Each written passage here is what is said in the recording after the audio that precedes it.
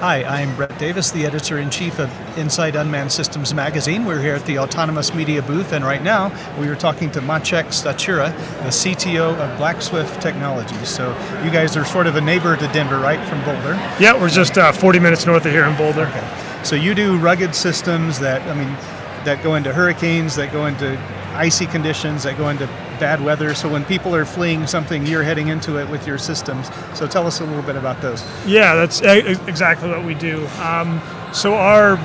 We try to, we're all drone enthusiasts, but as a company, our goal and our kind of hope for this is, drones that can operate some of the toughest environments on Earth. So, like you mentioned, we make systems that go into hurricanes. One of our flagship systems just did 100 flights up in Greenland over the summer. We also work over wildfires, severe storms, volcanoes, that's another one. We're trying to solve the hardest problems with drones in terms of what can these things survive and what environments they can fly into. And you're going to be working with NOAA. You've already been working with NOAA to do hurricane flights, and they drop your systems out of their aircraft. So you said that you've recently done some qualification work with that. Yeah, so we, about a month ago, we were up in the NOAA hurricane, the P3 Hurricane Hunter over the Atlantic Ocean, and they did drop 3 of our drones into, a simulated, not a real storm, obviously, because not this time of year, storm. but thank goodness. Yeah, thank goodness. The idea of that one is we took a lot of because we're fully vertically integrated, so we develop all the avionics, design airframes, so it was a unique challenge for us to make something that's cheap enough to be disposable, because obviously once you throw in a hurricane, it gathers the data and it's gone forever, and reliable enough, because NOAA's shown by using they've converted some military drones that were pretty expensive just to prove the value of it, and just getting that kind of drone data from inside of a hurricane really helps them predict the strength of the storm when it makes landfall, where it's going to make landfall is, and you can imagine, you don't want to evacuate all of Florida, you want to just evacuate the part it's going to hit. So right. that technology sort of enables them to do, that kind of analysis, that kind of work, and we're excited because it fits with our, hurricanes are about as bad as it gets in terms of, they're definitely as bad as it gets in terms of wind, rain, and atmospheric conditions. So you're spending some money in the air to save a lot of money on the ground, potentially. Exactly, okay. Yeah. So what is it about the systems that make them so rugged? Some of them are disposable in a sense. You Sure. don't get them back, but others you do.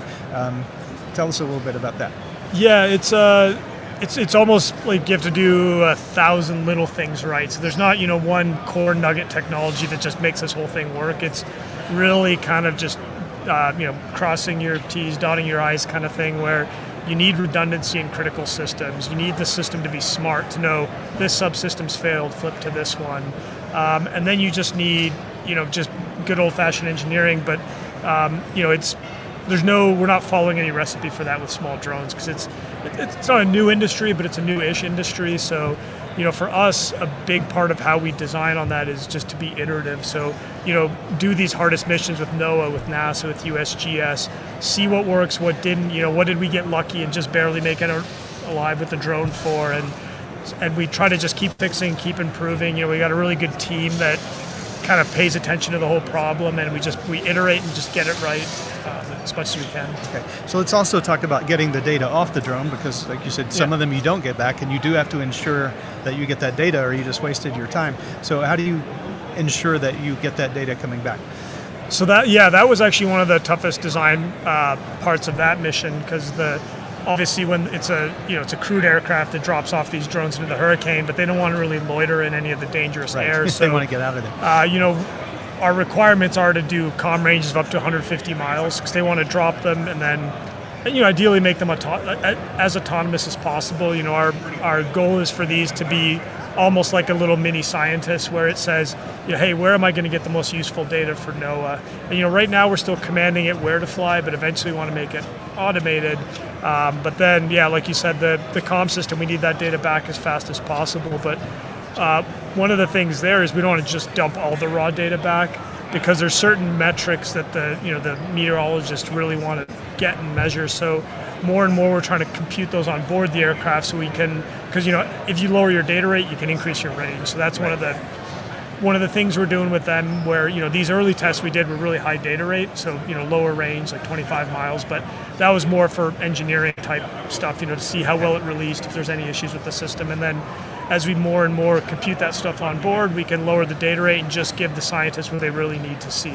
Okay, and you said you sort of iterate the models to develop them as you go along. So what's coming up kind of in the near future?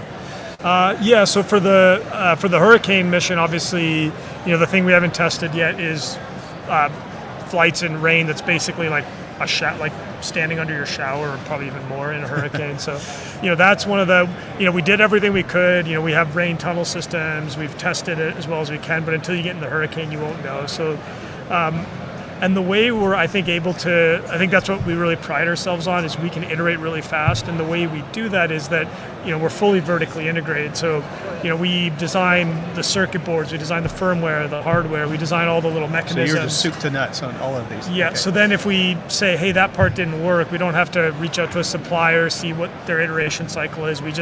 One of our engineers changes it and we go again. So, we're fully expecting with the Hurricane mission to not have a 100% success rate, but, we want to start getting valuable data, and then almost every aircraft that we ship to them will be just a slight mod and tweak until it's perfect, and then we get everything we want, and then we'll just get into more mass production with that. Okay, and so aside from hurricanes, you said you were flying in Greenland. What sort of missions are those? So that one was kind of a neat one. It's scientists are sampling CO2 at high altitudes, and the reason is it's scientists that are doing core samples, and where they can look at what Earth's atmosphere was like 1,000, 5,000, 10,000 years ago. But what they're doing, they can't verify their data for 10,000-year-old data. So what they do is they fly missions with our aircraft, gather atmospheric CO2, and then the next year look at that very top layer of ice to see how accurate it was with the aerial data, so that they can then, when they do their 10,000 years back, say, hey, we have this much confidence this is what the Earth was like. And so the reason I mention all of that is these are scientists, and I think this was a 20-pound, 10-foot wingspan, fixed-wing drone. None of these guys had ever even so much as flown a little quadcopter before, and they did 100 missions with this, full success in Greenland in very tough environments, cold, high winds. And I think they went up to 10,000 feet above the ice and back, so they were doing really impressive work.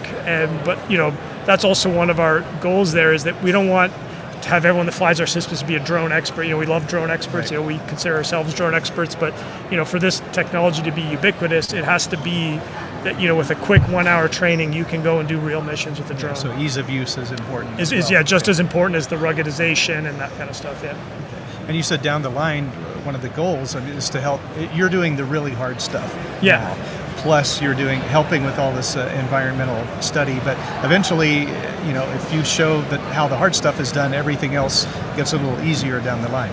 Yeah, that's exactly true. Because I think anyone who's probably watching this has probably flown a drone, and that there's things like wind, icing, things that trip you up on a day-to-day basis. A tree, in my case. A tree, yeah. A tree has thwarted almost everyone that's ever flown a drone. But the hope is, we develop these, and some of them with all these capabilities I mentioned are more expensive. We're not talking defense drone system prices, but on the medium end of a commercial drone. But as we perfect the technology on that, that can sort of come down, and we know exactly which parts of the technology we need, which we don't need, and our hope is, and we have some commercial products that we do with commercial customers in various industries, and everything we develop for these really tough missions, we then bring back to those kind of more standard day-to-day operations.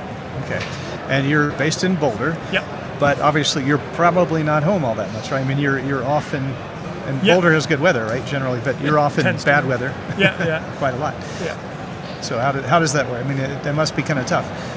Yeah, so that's kind of one of the neat things we do too, is almost all of our engineers that work and design the systems, they might not be our day-to-day operators, but especially if you've designed a new system for, say, a hurricane, we want a lot of the times, or a wildfire or something, we make sure the engineers who worked on it are the ones that are fielding and flying the systems, because you do gain a lot of insight that you might not get just having somebody else fly it for you. So right. Part of our business is actually doing flight ops for USGS, for NOAA, and things like that. And we're kind of, I see long term, are sort of offering just system sales, and then having us operate some of the tougher missions so we can kind of see where we could still improve our system and make those easier. Yeah, so that sounds like an important point, that Yeah. the people building it, Yeah. also know how to operate it and see what lessons they can learn. Yeah. Yeah, because we don't want them to build it in a vacuum, assume they've done a perfect job, and then all the drone pilots are cursing them as they're having to get through that. They don't like having that button there or something like that. So I think that's an important part. Yeah. Okay. All right. Anything else that we need to know about the company or the product? No, I think that covered it pretty well. We're, like I said, we want to tackle the hardest problems out there. So if anyone wants to challenge us, think there's a mission we can't do, we'd be happy to All right. either prove you wrong or be proven wrong ourselves. You heard it. The gauntlet has been thrown down, so challenge them. All right, great. Thanks so much. Nice to meet you. Thanks for coming by. Yeah, thanks for having me.